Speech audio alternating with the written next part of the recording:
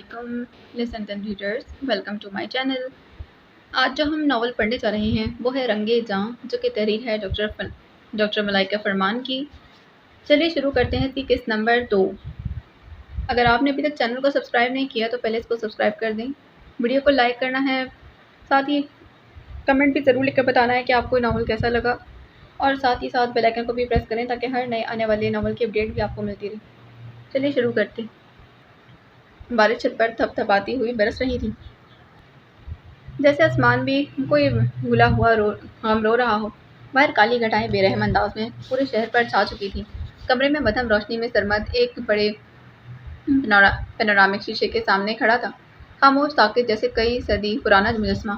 खिड़की के बाहर बारिश का मंजर दिल को चीरता हुआ नजर आ रहा था, मगर सरमद की आंखें इस मंजर से कहीं दूर, बहुत दूर माजी में गुम थी। पीछे से साइम की आवाज़ आई थी। पीछे से साइम दबे कदमों अंदर आया। सर, आपसे एक बात पूछूं? साइम ना सिर्फ सरमद का पर्सनल असिस्टेंट था बल्कि उसका दोस्त, इसका साथी, सब कुछ। सरमद ने आंखों का जाविया बदले बगैर आहिस्तगी से सर हिला दी। आप जैसे कामयाब और कशिश समझदार इंसान ने कभी शादी क्यों नहीं की? यह सवाल उसके जहन में बरसों से था, जिसे उसने हिम्मत करके पूछ लिया। वो जानता था कि जब तक सरमद ना चाहे कोई इंसान उसकी ज़ाती स्पेस में मुदाखलत नहीं कर सकता, फिर चाहे वो इंसान सरमद के कितना ही करीब क्यों ना। सरमद के चेहरे पर उदासी उभरी थी।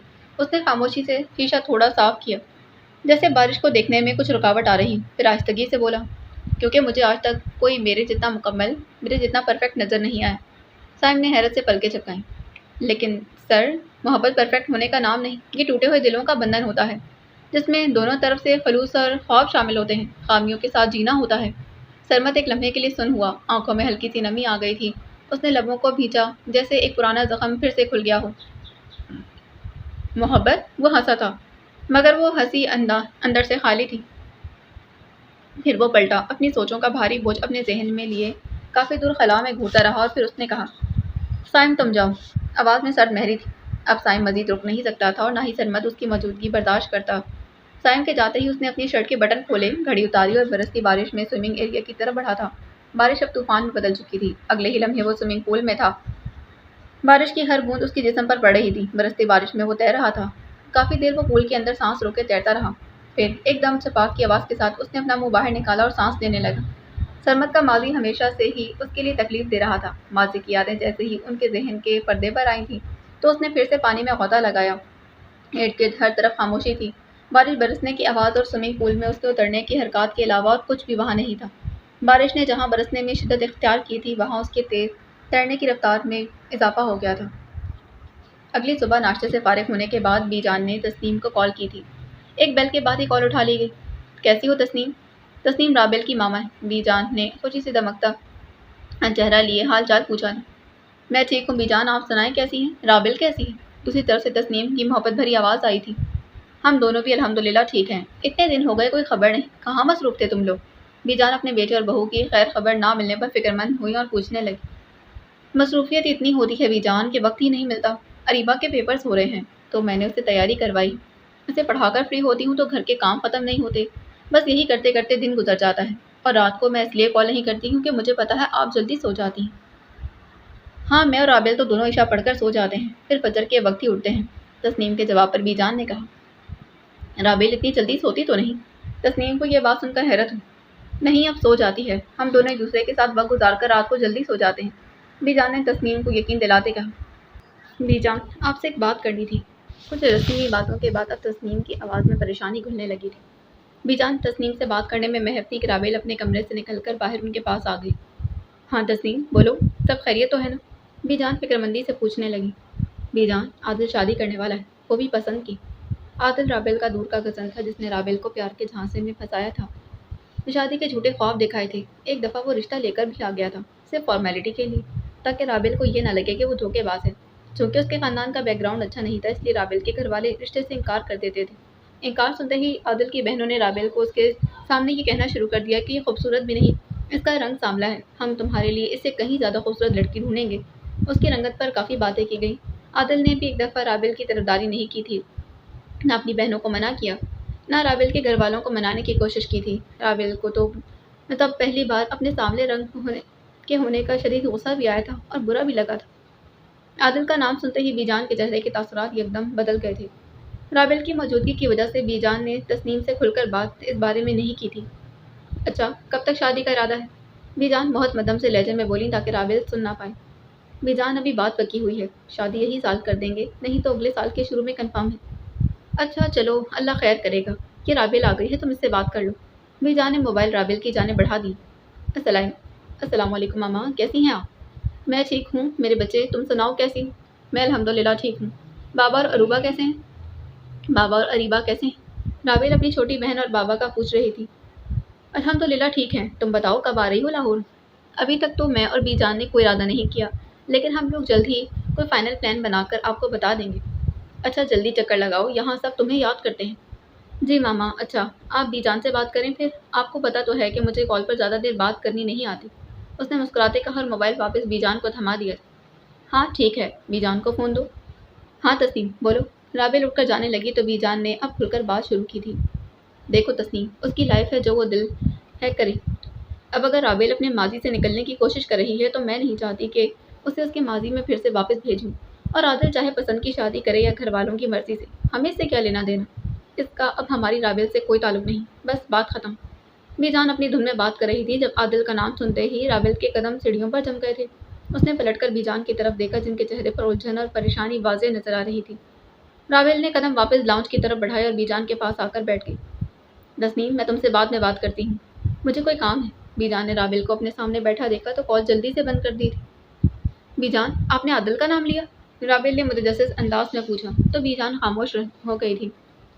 بی جان بولے نا، میں ویسے بھی تو اذیت میں ہوں، اگر پتہ چل جائے گا تو مجھ پر جو پہاڑ بعد میں گرنا ہے، اچھا ہے نا پہلے گر جائے گا۔ بی جان کو خاموش دیکھ کر رابل نے منت کی تھی۔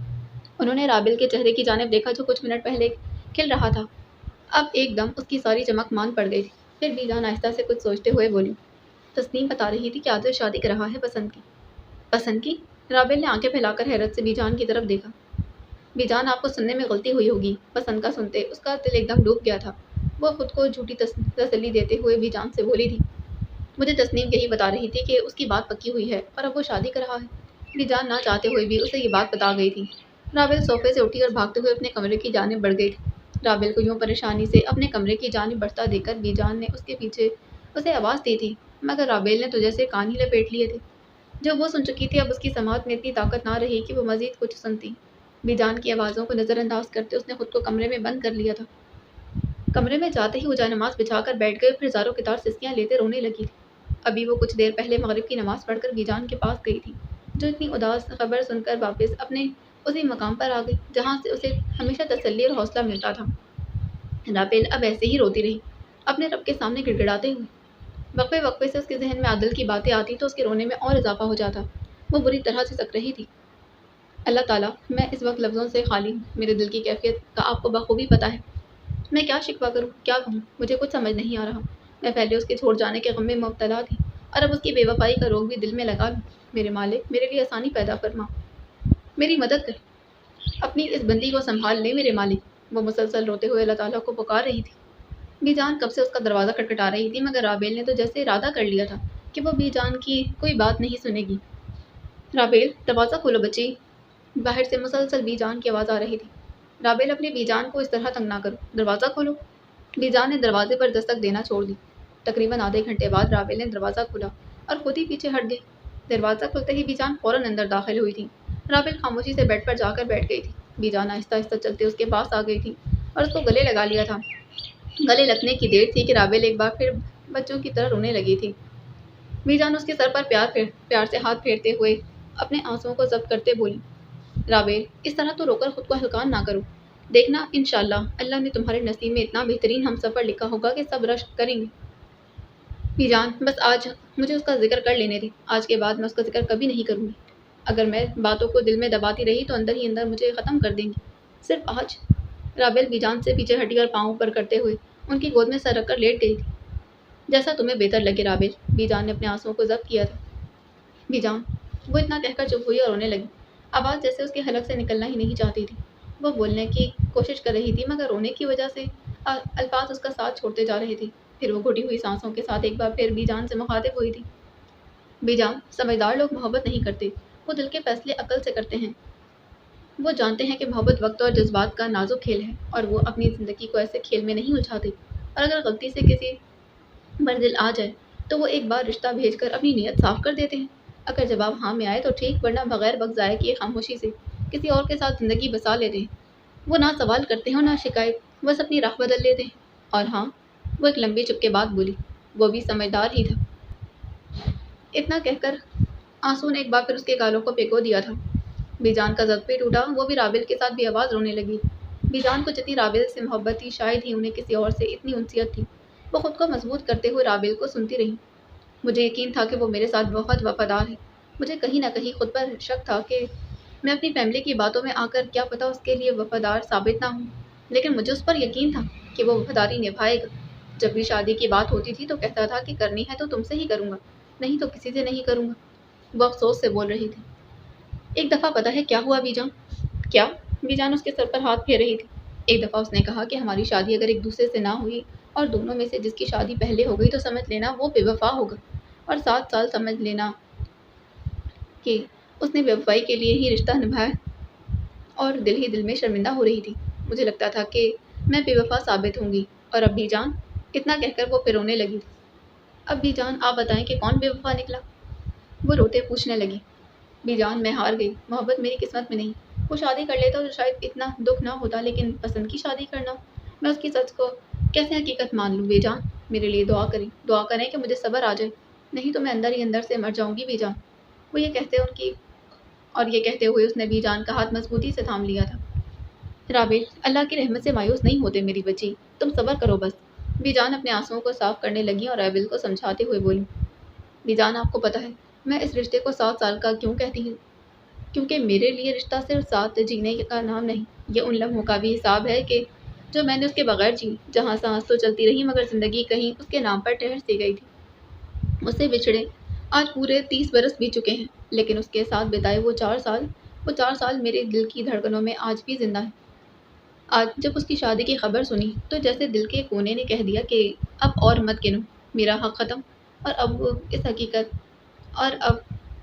اس کی حقیقت ہے جس سے اس کی شادی ہوگی۔ ورنہ سچ تو یہ ہے بیجان کہ اگر اس کی شادی کی خبر نہ آتی تو میں اگلے 7 سال اور کیا پتا پوری زندگی اس کے نام کرتی رہتی۔ اس کے بغیر اس کے ساتھ رہنے کا یہ فریب مجھے کبھی تھکنے ہی نہیں دیتا۔ وہ تو کب کا رخصت ہو گیا، لیکن میرا دل آج بھی وہیں کھڑا ہے جہاں اس نے آخری بار پلٹ کر دیکھا بھی نہیں تھا۔ اتنا کہنے کے بعد رابل بس روتی رہی تھی۔ تھوڑی دیر خاموش رہنے کے بعد وہ پھر سے افسردگی اور نہایت مغموم لہجے میں بولی تھی، بیجان میں اس کے لیے اپنے ماں باپ سے لڑی۔ آپ لوگ مجھے سمجھاتے رہے کہ وہ لوگ اچھے نہیں، لیکن میں پھر بھی اس کے لیے لڑتی رہی۔ اس نے صرف ایک بار رشتہ بھیجا اور دوسری دفعہ اس نے کوشش بھی نہیں کی۔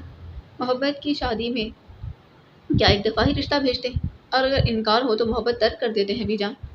کیا دوسری تیسری دفعہ یا پھر تب تک کوشش نہیں کرتے جب تک ہاں نہ ہو جائے؟ اگر محبت ایسی ہوتی ہے تو مجھے ہمیشہ محبت سے نفرت رہے گی۔ اب کی بار میں دوبارہ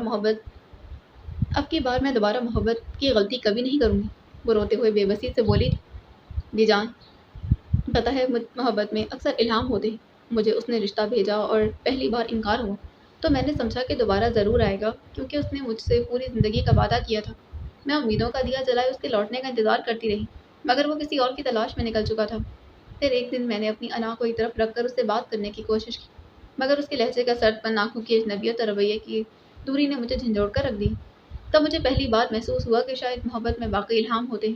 میرا دل چیخ کر کہہ رہا تھا کہ اب اس کے دل میں میرے لیے کوئی جگہ نہیں، حالانکہ اس نے بار بار کہا کہ میں اس کی پہلی اور آخری محبت ہوں۔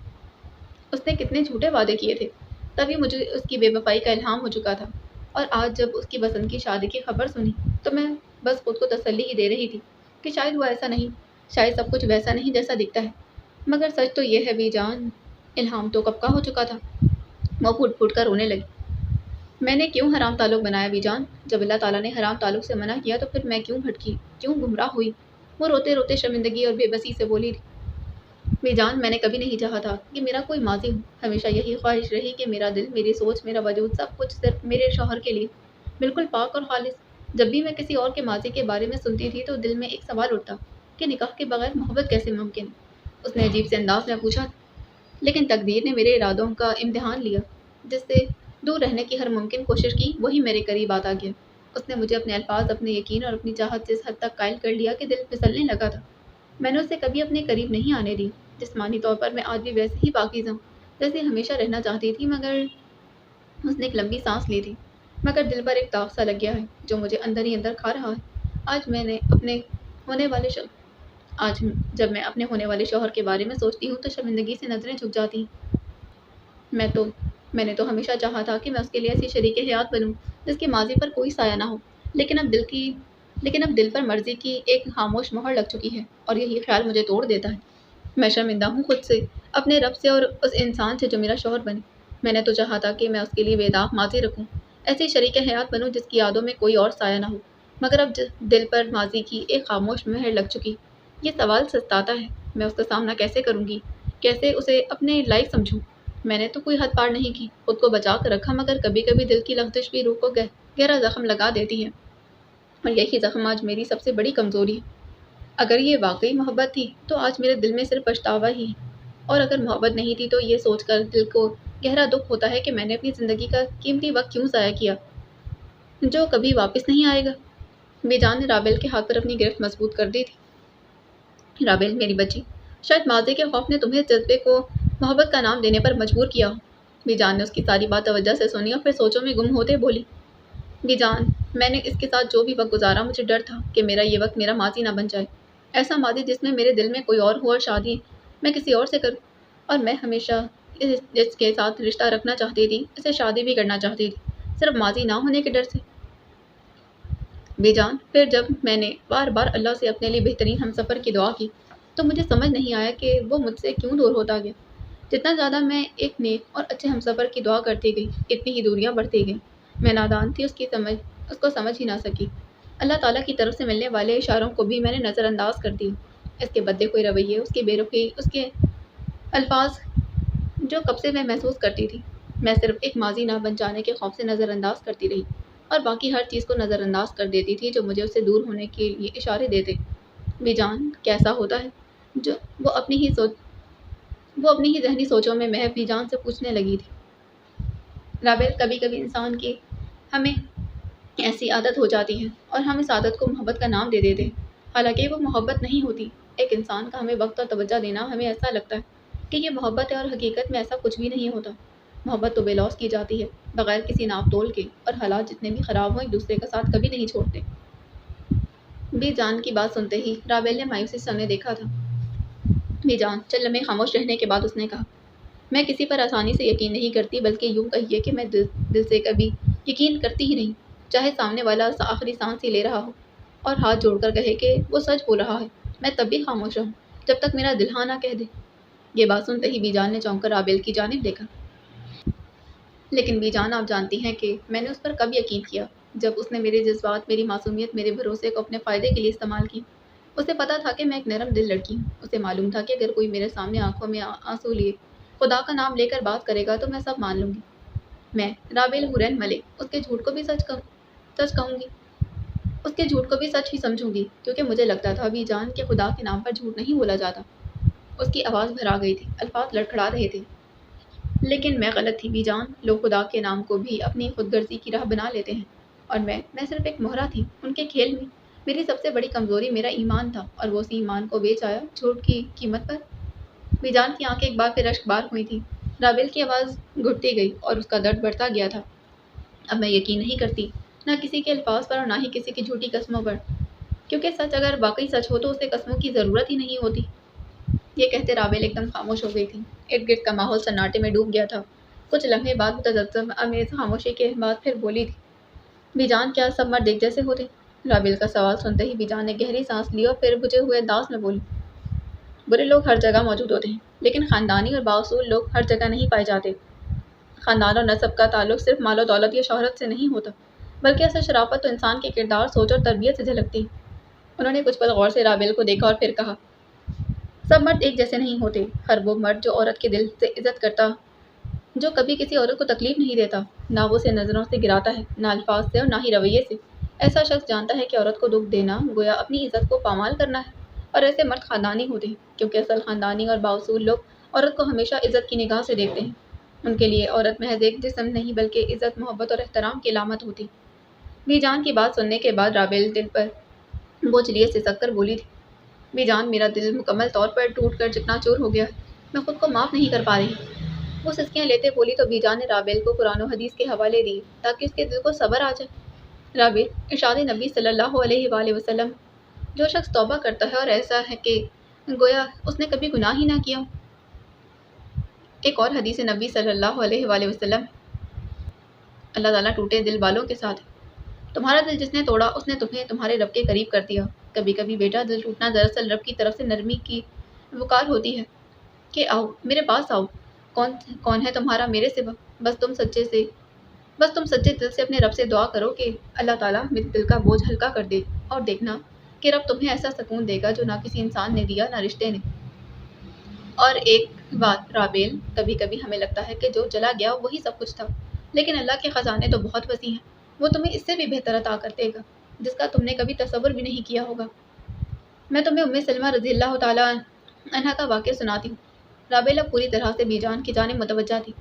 ام سلمہ کے شوہر ابو سلمہ بہت نیک محبت کرنے والے شوہر تھے، دونوں کے درمیان بہت پیار تھا۔ ایک دن ابو سلمہ بیمار ہو گئے اور انتقال کر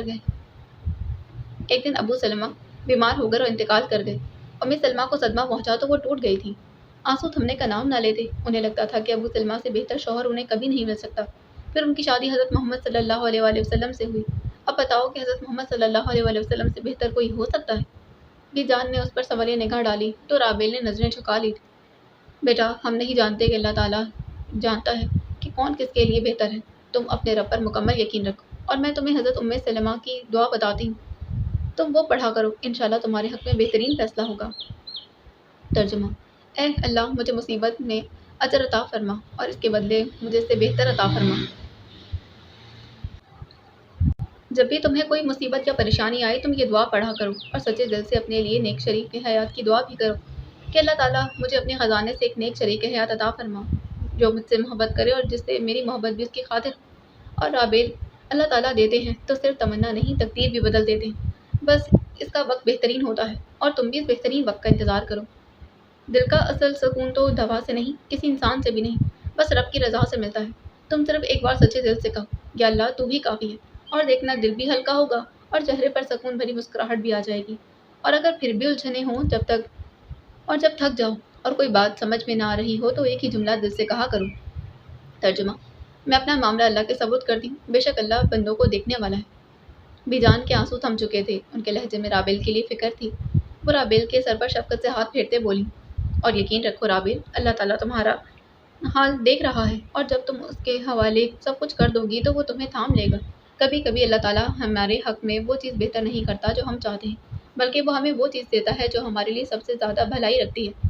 ہمیں شروع میں اس بات کا اندازہ نہیں ہوتا، لیکن جب دل سکون پاتا ہے اور ہم اللہ کے فیصلے میں راضی ہو جاتے ہیں تو تب ہمیں حقیقت کا پتہ چلتا ہے۔ اسی لیے جب بھی کوئی تکلیف یا مشکل آئے اپنے لیے دعا کرو، اے اللہ مجھے اپنے فیصلے میں راضی کر دے اور میرے دل کو اپنی رضا میں مطمئن کر دے۔ رابیل نے بی جان کی گود میں سر اٹھا لیا تھا اور اب وہ بی جان کے سامنے بیٹھ گئی تھی۔ ہر انسان اللہ کی مرضی سے ہماری زندگی میں شامل ہوتا اور نکلتا ہے۔ رابیل، تو پھر غم کس چیز کا؟ وہ بھی تو ہیں جن کے چاہنے والے اس دنیا سے رخصت ہو جاتے ہیں، وہ بھی تو ان کے بغیر رہتے ہیں نا۔ اللہ تعالیٰ انہیں بھی وقت کے ساتھ صبر دیتے ہیں، پھر ہم کیوں کسی کے چھوڑ جانے کا غم دل سے ساری زندگی لگا کر بیٹھ جاتے ہیں؟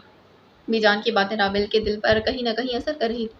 رابیل کی طرف سے خاموشی دیکھ کر بی جان ایک بار پھر سمجھانے والے انداز میں بولی، دل ٹوٹنا بھی ایک نعمت ہے رابیل، اور یہ نعمت ہر کسی کے نصیب میں نہیں ہوتی، کیونکہ فانی دنیا کے چکروں میں دل ٹوٹتا ہے، اور پھر جب اللہ تعالیٰ سے جڑ جاتا ہے، اور جب اللہ سے جڑ جائے تو وہی اچھا ہوتا ہے۔ ایک آخری بار رابیل نے اپنے ماضی میں جھانکا، پھر افسردگی سے کہا، بی جان، میرے لیے جدائی کا لمحہ وہ موڑ تھا جہاں سے مجھے اس تعلق کو بھلا دینا چاہیے۔ جب اس نے مجھ سے رابطہ ختم کیا مجھے تبھی اس کو نظر انداز کر دینا چاہیے تھا، پر نہ جانے کیوں دل کے کسی گوشے میں ایک خاموش سی امید نے ٹھکانہ بنا لیا تھا کہ شاید وہ ایک دن لوٹ آئے گا، شاید وقت پلٹے اور پھر ہم دونوں پھر سے ایک ہو جائیں۔ ایک لمبی سانس لینے کے بعد وہ پھر بولی رہی، آج جب حقیقت سامنے آئی ہے تو وہ کسی اور کا ہونے جا رہا ہے، تو جیسے مجھے ساری امیدیں اور سارا انتظار جنہیں میں نے محبت کی طرح سینے سے لگائے رکھا تھا، انہی امیدوں اور اسی انتظار نے مجھے چور چور کر دیا۔ اب میں سوچتی ہوں کہ اسے یاد رکھ کر بھی میں کیا پالوں گی، اسے سوچ کر بھی میں کہاں پہنچ جاؤں گی، اب جب اس کی منزل کسی اور کا مقدر بن چکی ہے۔ تو پھر مجھے بھی تو خود کو آزاد کرنا ہوگا۔ میں بھی تو حق رکھتی ہوں ایک خوبصورت اور مکمل زندگی جینے کا، مسکرانے کا، سانس لینے کا، کسی کے ساتھ آگے بڑھنے کا۔ ایک مکمل خاموشی کے بعد اس نے شکستہ دلی سے کہا، یہ محبت اگر میری تھی تو جدائی کا صبر بھی میرا ہوگا۔ اب میں اسے یادوں کی گہرائی میں دفن کر کے اپنے گل کو سنواروں گی، کیونکہ میں بھی اپنی ذات کے لیے جینے کی حقدار ہوں۔ اب تم کبھی اس کے چھوڑ جانے پر پریشان نہیں ہوگی اور نہ آنسو بہاؤ گی۔ میجان نے اسے وعدہ لیتے پوچھا۔ میجان میں بے وقوف تھی جو اس کے لیے اپنا آپ برباد کرنے لگی تھی، لیکن جس کو میری پرواہ ہی نہیں، میں اس کی کیوں پرواہ کروں؟ اور ویسے بھی آج آپ نے مجھے بتایا نا کہ سب کچھ اللہ کے حوالے کر دوں، تو میں نے بھی سب کچھ اللہ کے حوالے کر دیا۔ اب میری زندگی میں جو ہوگا رب کی رضا سمجھ کر قبول کر لوں گی۔ باتیں کرتے ہوئے بیجان کی نظریں اچانک کھڑکی سے باہر آسمان پر پڑی تھی، جہاں سورج مکمل غروب ہو چکا تھا اور ہر طرف اندھیرا پھیلا ہوا تھا۔ وہ دونوں باتوں میں اتنی مشغول تھیں کہ انہیں شام ہونے کا پتہ ہی نہیں چلا۔ دیکھو، باتوں باتوں میں پتہ بھی نہیں چلا اور باہر شام ہو گئی۔ انہوں نے رابل کی توجہ کھڑکی سے باہر کروائی تھی۔ رابل نے بیجان کی بات سنتے ہی کھڑکی سے باہر جھانکا، جہاں شام کے سائے گہرے ہو رہے تھے۔ اب تم کھانا کھا لو اور پھر نماز پڑھ کر سو جانا، کیونکہ صبح تمہیں ایگزیبیشن پر بھی جانا ہے۔ جی بیجان، اب آپ میرے لیے فکر مند نہ ہونا، میں آہستہ آہستہ پہلے والی رابل بن جاؤں گی۔ اب میں حقیقت کو تقدیر مان کر اپنے رب کے فیصلے پر ہمیشہ راضی رہوں گی۔ بیجان، شاباش، میں تم سے یہی امید رکھتی ہوں رابل۔ اس کی باتیں سن کر بیجان نے رابل کا ماتھا چوما تھا۔ پھر رات کا کھانا کھانے کے بعد رابل اپنے کمرے میں نماز پڑھنے لگی تھی۔ نماز کے بعد اس نے سچے دل سے دعا کی، یا اللہ، جو گیا وہ شاید میرے حق میں نہ تھا، اب تو ایسا کسی کو بھیج دے جو مجھے تیری طرف اور قریب کر دے۔ اے اللہ، مجھے نیک ہمسفر عطا فرما، ایسا ہمسفر جو میرا دل بھی سمجھے اور میرا ایمان بھی بڑھا دے۔ اے اللہ، میرے دل کو نفاق سے پاک فرما۔ بیجان کی یاد کرائی ہوئی ساری دعائیں رابل نے اچھے سے پڑھی تھی۔ پھر نماز ختم ہوتے ہی اس نے جائے نماز اٹھایا اور بستر پر جا کر لیٹ گئی تھی۔ ایک لمبی آہ بھر کر اس نے دل میں عہد کیا کہ اب وہ کبھی حرام تعلق اور حرام رشتے کے پیچھے اپنی آخرت برباد نہیں کرے گی۔ صبح کی فضا میں فجر کے بعد کی خاموشی پھیلی ہوئی تھی۔ رابل نے تہجد اور فجر ادا کی اور پھر جائے نماز پر بیٹھے بیٹھے آج کے دن کے لیے رب سے دعائیں مانگنے لگی کہ سب کچھ خیر و عافیت سے گزرے۔ اس کے بعد اس نے سورہ یاسین کی تلاوت کی اور پھر کپڑوں کو استری کرنے میں مصروف ہو گئی تھی۔ دوسری طرف میجان تسبیح ہاتھ میں لیے بیٹھی تھی۔ دانوں کی ہلکی ہلکی آواز کے ساتھ ان کے لبوں پر رابل کے لیے دعا بھی جاری تھی کہ اللہ اس کے حق میں بہترین فیصلہ فرمانا۔ کچھ دیر بعد رابل نے استری شدہ کپڑے ہینگر پر ٹانگتے ہوئے کہا، بیجان، دعا کیجیے گا سب اچھا ہو۔ بیجان نے محبت بھری نظر سے اسے دیکھا اور تسلی دیتے بولی، انشاءاللہ سب اچھا ہی ہوگا، دل مطمئن رکھو، اگر چاہو تو میں تمہارے ساتھ چلوں۔ رابل نے مسکراتے انکار کر دیا، نہیں بیجان، آپ گھر پر آرام کریں، میں ڈرائیور کے ساتھ چلی جاؤں گی۔ ٹریفک کا کچھ پتہ نہیں، اسی لیے 8 بجے نکلوں گی، 11 بجے ایگزیبیشن ہے۔ بیجان فکر مندی کے عالم میں ایک ہی سانس میں ساری ہدایات دے ڈالی، ناشتہ کر کے جانا، وہاں جا کر بھی کچھ کھا لینا، مجھے فون کر کے خبر دیتی رہنا۔ بریک لگائیں بیجان، میں سب کو دیکھ لوں گی، آپ پریشان نہ ہوں، اس نے ہنستے ہوئے جواب دیا۔ بیجان نے نرمی سے کہا، اچھا اب تھوڑی دیر سو جاؤ، بعد میں اٹھ جانا، اور ہاں، اپنی پینٹنگز کا خاص خیال رکھنا، راستے میں خراب نہ ہو جائیں۔ رابل نے اس بات میں سر ہلاتے کہا، جی بیجان، اور پلیز مجھے 7 بجے اٹھا دینا، ایسا نہ ہو کہ جی بیجان، اور پلیز مجھے 7 بجے اٹھا دیجیے گا، ایسا نہ ہو کہ میں سوتی رہ جاؤں۔ اچھا ٹھیک ہے، میں اٹھا دوں گی، انہوں نے محبت سے کہا اور وہ سونے کے لیے بستر پر لیٹ گئی تھی۔ وہ صبح کچھ جلدی میں تھی، آنکھ کھلنے میں معمولی سے ذرا دیر ہو گئی تھی، اسی لیے وہ تیزی سے تیار ہو رہی تھی۔ اس نے پیچ کلر کا شارٹ کرتا اور ٹراؤزر پہنا تھا، اس کے بارڈر پر نفیس کڑھائی لباس کی سادگی سے نکھار پیدا کر رہی تھی۔ کانوں میں ہلکے سے اسٹڈز، ایئر رنگز اور پھر گلے میں باریک ہارٹ شیپ لاکٹ، وہ مکمل تیار کھڑی تھی۔ ہلکا سا پنک بلش لپسٹک اور پھر بس، وہ زیادہ بناوٹ کی قائل بھی نہیں تھی۔ اس کے نازک وجود پر کرتا ایسے جچ رہا تھا جیسے خاص اس کے لیے ہی بنا ہو۔ وہ گندمی رنگت کی مالک تھی، مگر کشش ایسی کہ نظر ٹھہر جائے۔ شہد جیسی بھوری آنکھیں خاموش تھیں، مگر ان کی گہرائی بہت کچھ کہہ رہی تھی۔ ریشم جیسے سیدھے نرم اور کالے بال اس کی کمر تک آتے تھے اور ہر حرکت کے ساتھ ہلکی سی لہر پیدا کرتے تھے۔ پتلا جسم، گندمی رنگت، شہد آنکھیں اور ریشمی بال، اس میں وہ سب کچھ تھا جو کسی بھی دل کو چھو لینے کے لیے کافی تھا، مگر پھر بھی لوگ اس کی رنگت پر باتیں کرنے سے باز نہیں آتے تھے۔ گھر سے نکلنے سے پہلے وہ بیجان کے پاس رکی، ان کے ہاتھ چومے، دعائیں لیں اور دل کو مضبوط رکھتے ہوئے دروازے سے باہر قدم رکھا۔ ٹریفک معمول سے زیادہ تھی، مگر حیرت انگیز طور پر وہ وقت سے پہلے ہی ایگزیبیشن ہال پہنچ گئی تھی۔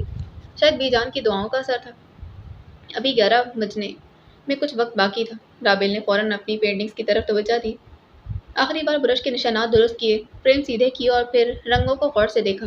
پورا ہال لڑکیوں سے بھرا ہوا تھا، رنگ برنگ کے لباس، چمکتے چہرے، اعتماد سے بھری مسکراہٹیں۔ لڑکے بہت کم تھے، رابل کے ارد گرد زیادہ تر وہ لڑکیاں تھیں جن کی رنگت صاف اور چہروں پر نمایاں کشش تھی۔ کچھ نظریں انجانے میں اس پر ٹھہر گئی تھیں، کچھ میں تجسس تھا، کچھ میں موازنہ اور کچھ میں بے وجہ کی برتری۔ رابل نے نظریں چرا لیں، وہ ایسی نظروں کی عادی تھی، خاموشی سے خود کو اپنے کام میں مصروف کر لیا تھا۔ پھر اچانک ہال میں اناؤنسمنٹ ہوئی تھی، تھوڑی دیر میں ایگزیبیشن کا آغاز ہونے والا ہے، جسے کچھ کھانا ہے کھا لے، جسے اپنا کام مکمل کرنا ہے کر لے۔ اس کے بعد اگر کسی پینٹنگ کو کچھ ہوا تو انتظامیہ ذمہ دار نہ ہوگی۔ اعلان کے بعد ہال میں ہلچل مچ گئی تھی، کوئی فریم درست کر رہا تھا، کوئی تصویر صاف کر رہا تھا، کوئی دوستوں کو آوازیں دے رہا تھا، مگر رابل پوری یکسوئی سے اپنی پینٹنگز کے سامنے کھڑی تھی، اس قدر محو کہ اسے یہ بھی یاد نہ رہا کہ وہ ناشتہ کیے بغیر آئی تھی۔ اس وقت اس کے لیے بھوک، لوگ، نظریں، سب کچھ بے معنی ہو گئے تھے۔ اس کے لیے صرف ایک چیز اہم تھی، اس کی پینٹنگز۔ 5 منٹ گزرے ہی تھے کہ ہال کا منظر یکسر بدل گیا۔ بڑے بڑے بزنس مین، ان کے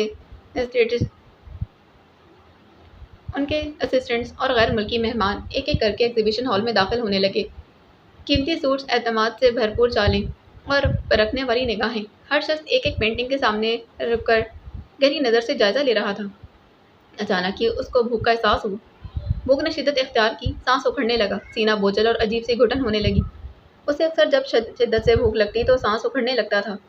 پہلے اس نے کوشش کی کہ خود کو سنبھال لے، ایک دفعہ پینٹنگز دیکھ لی جائیں، پھر کچھ کھائے گی، مگر اب سانس باقاعدہ ساتھ چھوڑنے لگا تھا۔ اس نے پاس ہی ایک لڑکے کو دیکھا، ہاتھ میں فائل تھامے اور نظریں پینٹنگ پر جمائے۔ رابل نے گھبراتے اس کی طرف دیکھا اور آہستہ سے بولی تھی، ایکسکیوز می، آپ پلیز کچھ دیر میری پینٹنگز کا دھیان رکھ سکتے ہیں؟ مجھے ضروری کام ہے، میں بس 5 منٹ میں آئی۔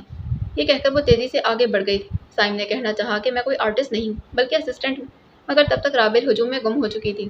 ہال میں رش بڑھتا جا رہا تھا، قدموں کی چاپ، مختلف زبانوں کی آوازیں سب مل کر ایک شور میں بدل چکی تھی۔ اچانک ہال کے مرکزی دروازے سے سیاہ رنگ کی چمکتی رولز رائس کی آواز سنائی دی۔ سب کی نظریں اس طرف اٹھ گئی تھیں۔ دروازہ کھلا اور سرمد اندر داخل ہوا۔ نیوی بلو 3 پیس سوٹ میں ملبوس، ہلکی داڑھی، سلکی بالوں کو پرفیکشن سے سیٹ کیے، گھڑی کی ہلکی سی جھلک اور پالش کیے ہوئے جوتے۔ ہال میں ایک لمحے کو خاموشی چھا گئی۔ خواتین کی سانسیں رک گئی تھیں، مردوں نے رشک بھری نظریں اس پر ڈالی تھیں اور گیلری کے ہر کونے میں سرگوشیاں گونجنے لگیں۔ سرمد سکندر قریشی آ گئے، کاش ہماری پینٹنگ اس کی نظر میں آ جائے، بس ایک بار اس نے سراہ لیا تو زندگی بن جائے گی۔ ایگزیبیشن کا ماحول اب فن سے زیادہ اس ایک شخص کی موجودگی پر سے سرگرم ہو چکا تھا۔ سرمد نے آس پاس نظر دوڑائی، اس کی آنکھوں میں وہ جاذبیت تھی جو کسی بھی انسان کو لمحوں میں بےقرار کر دے۔ جیسے ہی وہ کسی پینٹنگ کے قریب رکھتا، اس کے ارد گرد لوگ دبے قدموں جمع ہو جاتے، منتظر کہ کب وہ کوئی اشارہ دے، کب اس کی نظروں میں پسندیدگی جھلکے۔ ایلیٹ کلاس لڑکیوں کا ایک گروپ انتہائی خوبصورت لباس میں ملبوس اس کی جھلک پانے کو بےتاب تھا، مگر وہ ہر کسی سے بے نیاز اپنے مخصوص وقار کے ساتھ آگے بڑھ رہا تھا۔ اس کے ساتھ چلنے والے سیکیورٹی گارڈز خاموشی سے ارد گرد کا جائزہ لے رہے تھے۔ کیمروں کے فلیش ایک بار پھر چمکنے لگے، پھر وہ ایک پینٹنگ کے سامنے رکا۔ ہال میں ایک بار پھر سناٹا چھا گیا۔ وہ دھیرے سے آگے جھکا، اس کی انگلیاں جیب سے نکالے گئے سفید ریشمی رومال کو تھامے ہوئی تھیں۔ اس نے آہستگی سے سر ہلایا۔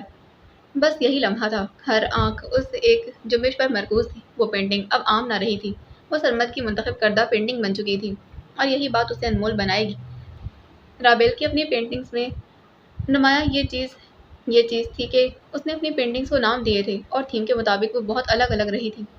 سب اس ٹیبل پر آ کر پینٹنگز دیکھنے کی کوشش کرنے لگے، مگر اس سے پہلے ہی سرمد نے سائم کو وہ ساری پینٹنگز لے جانے کو کہا۔ سائم، یہ پینٹنگز اس دفعہ ہماری آرٹ گیلری کی شان بنے گی۔ ڈرائیور کو کہہ کر پینٹنگز کو آرٹ گیلری پہنچا دو۔ سر، جن کی پینٹنگز ہیں ہمیں ان کا تھوڑا انتظار کر لینا چاہیے، وہ آتی ہوں گی، پھر ہم ان کی موجودگی میں لے جائیں گے۔ سائم بے اختیار رابل کا انتظار کرنے لگا۔ تم پینٹنگز اٹھا کر آرٹ گیلری پہنچاؤ، باقی کام تمہارا نہیں۔ پھر آگے بڑھتے اس نے چند اور پینٹنگز منتخب کی تھی، اور باقی 2 لڑکیوں کی بھی جو پینٹنگز منتخب ہوئیں وہ بھی رکھواؤ۔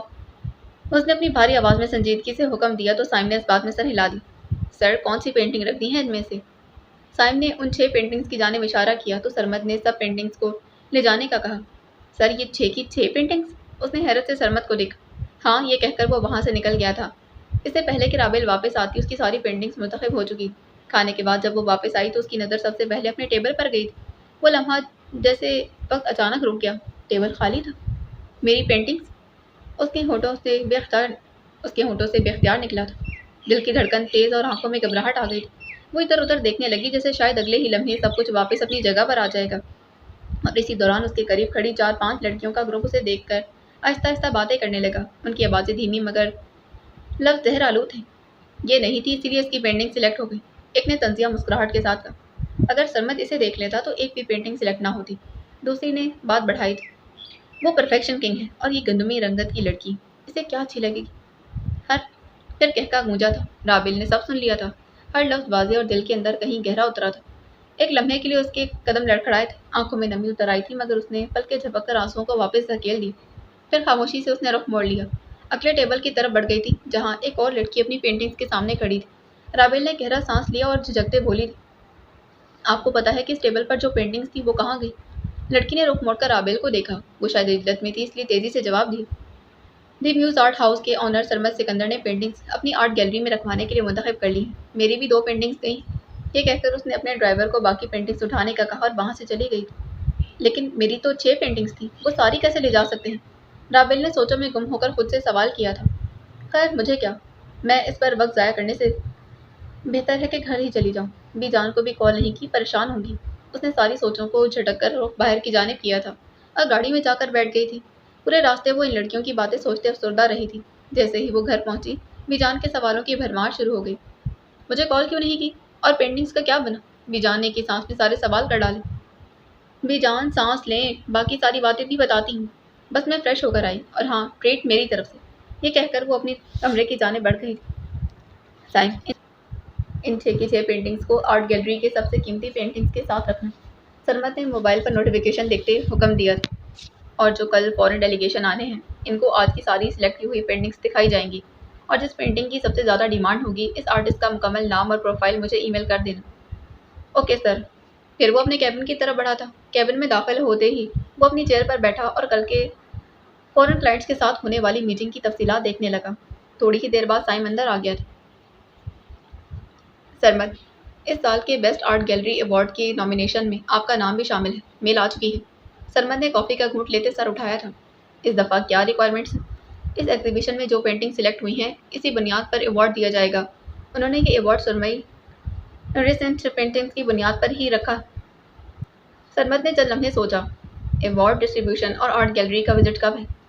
ابھی تک تو اسی ویک کی ڈیٹ آئی ہے، لیکن وہ ایگزیکٹ نہیں۔ اگر ڈیٹ چینج ہوئی تو پھر رات تک کنفرم ہو جائے گا، ورنہ جو ڈیٹ بتائی گئی ہے وہی فائنل سمجھی جائے گی۔ فورن ڈیلیگیشن کے ساتھ میٹنگ اور یہ آرٹ گیلری کا وزٹ ایک ہی دن رکھو، تاکہ جو فورن ڈیلیگیشن آئے ہوئے ہیں ان کی موجودگی میں سب ہو جائے۔ اس نے فیصلہ کن انداز میں کہا تو سائم نے اس بات میں سر ہلا دیا۔ Okay sir. پھر سرمد نے فائل پلٹتے اگلا حکم دیا، اب اپنی آرٹ گیلری کی ایگزیبیشن کے لیے بہترین آرٹسٹ سلیکٹ کرو۔ اگلے مہینے کے شروع میں ہماری گیلری کی ایگزیبیشن ہوگی، اور سیلز ایگزیکٹو سے مکمل انفارمیشن لے کر بتاؤ اس دفعہ پینٹنگز کس ریٹ پر سیل ہوئی ہیں۔ سائم نے نوٹس بناتے سر ہلا دیا تھا، اور جن پینٹنگز کو میں نے ریجیکٹ کیا ہے انہیں واپس ان کے ٹھکانے پر پہنچا دو۔ سر وہ تو بہت زیادہ پینٹنگز ہیں جو آپ نے ریجیکٹ کی ہیں، اب تو ان آرٹسٹ کا پتہ بھی نہیں ہوگا کہ وہ کہاں ہیں۔ سائم نے ہچکچاتے کہا۔ سرمد نے کرسی کی اوپر سے ٹیک لگائی، آنکھوں میں وہی سختی ابھر آئی تھی جس سے پورا آفس واقف تھا۔ یہ سب میرا ہیڈک نہیں ہے۔ جو پینٹنگز آرٹ گیلری کے معیار پر پوری نہیں اترتی وہ ہزاروں ہوں تو بھی میں ریجیکٹ ہی کروں گا۔ لیکن سر، بس ایک لفظ اور بات ختم۔ سائم خاموش ہو گیا کیونکہ وہ جانتا تھا کہ ایک بار سرمد نے جو فیصلہ کر لیا وہ کسی صورت نہیں بدلتا۔ دفتر کی بڑی شیشے کی کھڑکی سے باہر شہر اپنی رفتار میں مصروف تھا، اور اس شیشے کے پیچھے ایک ایسا شخص بیٹھا تھا جو فن میں صرف خوبصورتی نہیں بلکہ کمال تلاش کرتا تھا۔ بی جان لاؤنج میں بیٹھی نیوز دیکھ رہی تھی جب رابل فریش ہو کر ان کے پاس صوفے پر آ کر بیٹھ گئی۔ ٹی وی کی آواز مدھم تھی مگر نیوز بآسانی سنی جا سکتی تھی۔ بی جان نے رابل کو دیکھا تو کچن سے سوریا کو آواز لگائی، سوریا، رابل کے لیے کھانا لاؤنج میں ہی لے آؤ۔ بتاؤ پھر کیسا رہا آج کا دن؟ انہوں نے ٹی وی بند کر دیا اور پھر پوری طرح رابل کی جانب متوجہ ہو کر پوچھا۔ اچھا بھی تھا اور برا بھی، وہ تھوڑی دیر سوچنے کے بعد صوفے سے ٹیک لگا کر اداسی سے بولی۔ تو بی جان نے اس کے چہرے کو بغور دیکھا تھا۔ کیوں؟ ایک تو میں ناشتہ نہیں کر کے گئی، اور میرا سانس اکھڑنے کا مسئلہ، جب بھوک لگے تو سانس آنا بند ہو جاتا ہے، پھر اسی چکر میں مجھے پتہ ہی نہیں میری پینٹنگز کب کس نے سلیکٹ کر لی۔ وہ کمر سیدھی کرتے ہوئے ایگزیبیشن کا سارا منظر یاد کرتے ہوئے بولی۔ تو کیوں نہیں کر کے گئی تھی؟ میں فجر کے بعد بار بار کہتی رہی کہ ناشتہ ضرور کر لینا۔ وہ متفکر ہو کر پوچھنے لگی۔ بی جان آپ کو پتہ ہے نا کہ میں لیٹ ہو گئی تھی، اس نے لاپرواہی سے جواب دی۔ اتنے میں سوریا رابل کے لیے ڈنر میں کھانا لے کر اتنے میں سوریا رابل کے لیے ٹرے میں کھانا لے کر آ گئی تھی اور سامنے میز پر رکھ دیا تھا۔ آج کے لیے اتنا ہی، باقی اس کے اگلی ایپیسوڈس میں جانے سے پہلے چینل کو سبسکرائب کیجیے گا اور کمنٹ میں ضرور لکھ کر بتائیں کہ آپ کو آج کی ایپیسوڈ کیسی لگی۔ ملتے ہیں اس کے اگلے ایپیسوڈ میں۔ اللہ حافظ۔